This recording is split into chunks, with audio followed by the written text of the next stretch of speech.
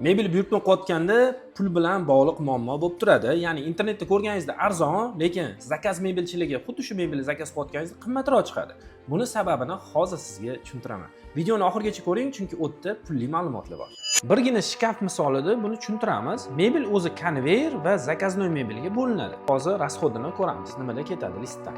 Ikkita list ketayotgan ekan, bitta pozitsiya, ikkinchi pozitsiyadan ham ikkita list ketayotgan ekan.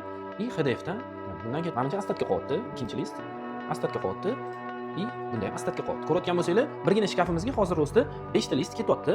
Endi shu shkafdan birdaniga 20 ta chiqarib ko'ramiz. Raskolaga tashlab ko'ramiz. Qani qancha list ekonom bo'lyapti? Shkafi 20 taga ko'paytirilgan varianti 5 ta list ketyapti. Mana birinchisidan 30 ta ketyapti, ikkinchisidan 33 ta ketyapti.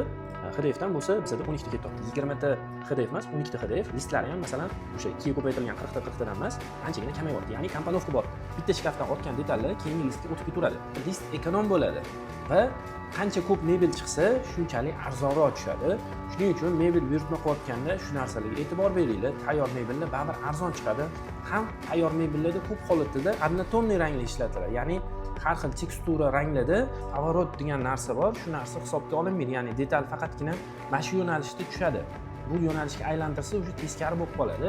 Shuning uchun shu narsani hisobga olib buyurtma qilganinglar yaxshi. Shu ma'lumot foydali bo'lgan bo'lsa, bitta like bosasizlar va menga obuna bo'lib qo'yasizlar. Hamma tanishlarga